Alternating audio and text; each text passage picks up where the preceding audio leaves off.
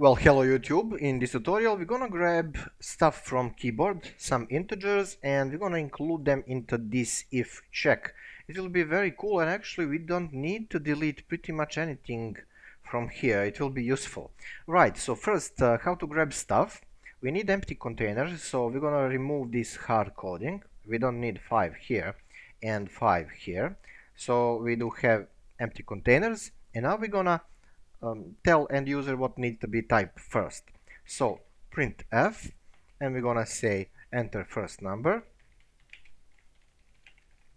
and a new line. I mean, it will work without new line, but it's kinda nicer. And if you remember from a couple of last tutorials, the function to grab stuff from keyboard is scanf.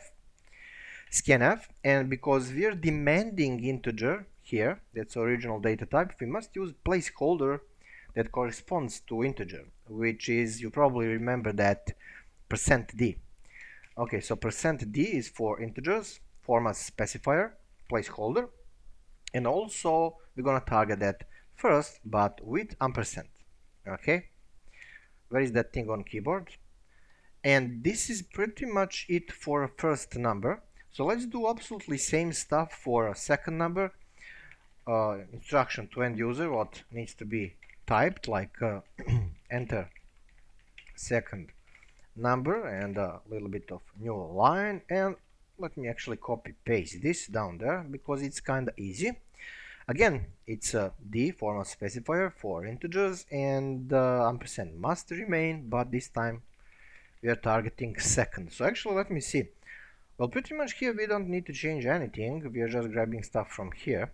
So let me test, will this work? My antivirus is off because usually in code block, well, sometimes it will create a problem while compiling.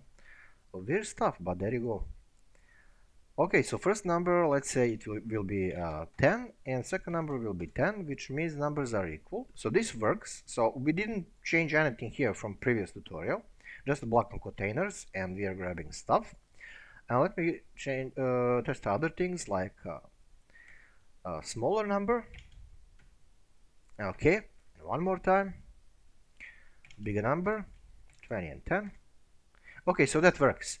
But this is kind of half done because we just see here first and second like in a string, but we don't see actually values from here. Can we change that? Sure. I mean, just as a grabbing stuff with format specifier, we are going to also use it in a place of first to get actual results.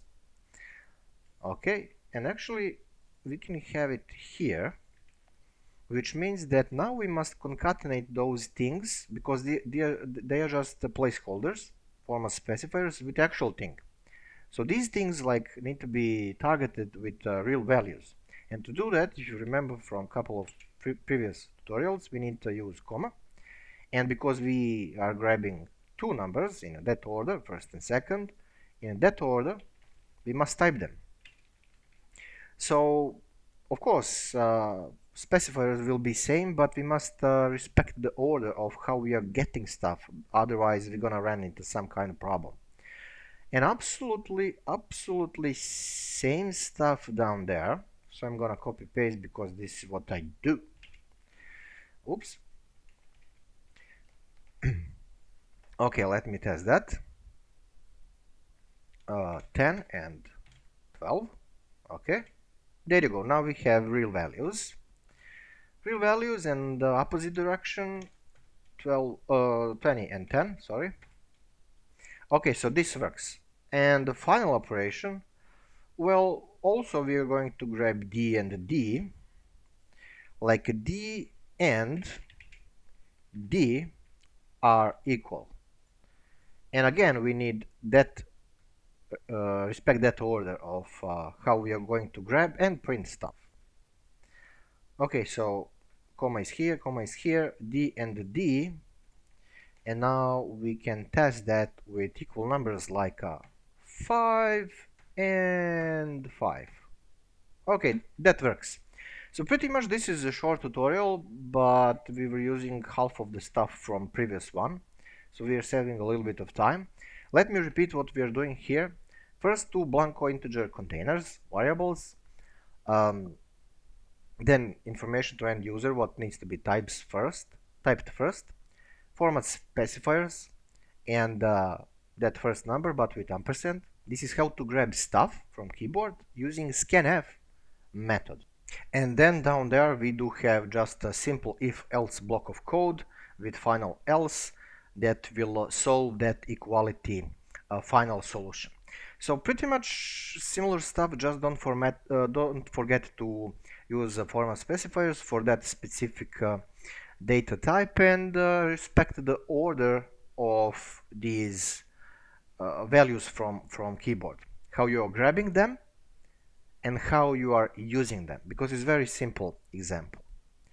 Okay, so that's it in this tutorial. In the next one we're going to do, well, probably something funny. Thank you for watching and see you there. Ciao.